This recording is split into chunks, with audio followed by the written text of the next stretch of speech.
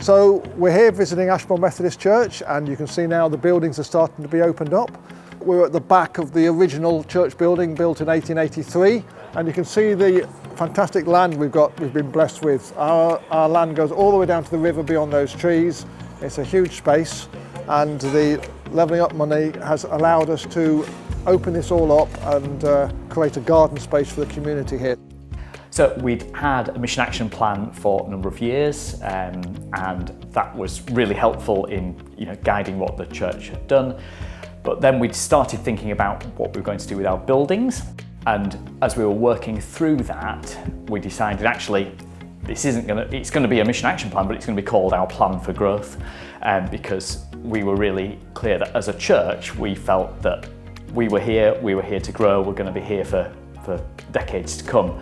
And that was really important to us in terms of, I guess, being ambitious and wanting to grow as well.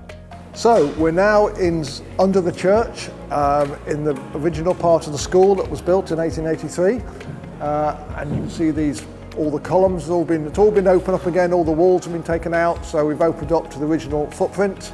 Very attractive residential accommodation in the town centre, so people staying here can use the town centre and support the local businesses while they're here. Looking now into the space where we're building our new link. So this is a two-storey building. So you've got the Century Hall to your left and Waterside. You've got the Cornerstone coffee shop to the right. And this whole area is being infilled with our new two-storey building. The idea of linking is linking our buildings, linking people and building community.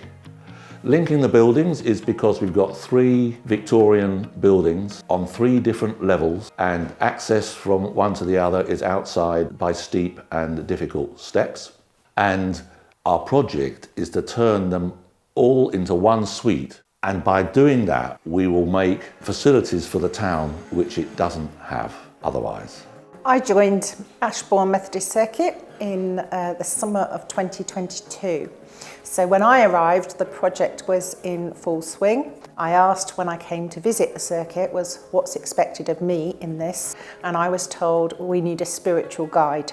And I thought, I can do that, I think. The role of the spiritual leader is to be alongside people, encouraging them, particularly at times when we've had to rescope and the energy levels are going down. But for me personally, it's also about taking that into the pulpit and ensuring that when we are talking about how we share the good news with our community, that this project is a really important part of that.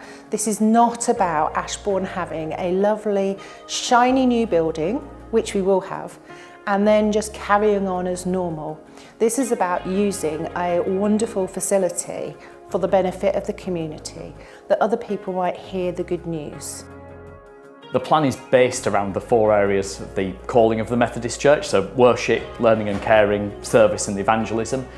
And the ambitions and the themes that are in the plan for growth were then given to the teams who are working on those areas. We've always been really clear that the buildings are just a means to an end, and so there are other people who have been much less involved. So I personally haven't been hands-on in that building project, but what that's meant is I've been able to volunteer with Welly Club, which is our group for toddlers.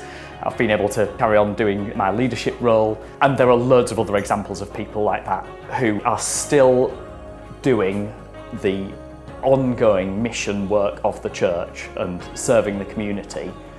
And I think that's really important. What you don't want to do is just spend all of your energy on buildings and realise that you've forgotten about actually what we're here for as a church.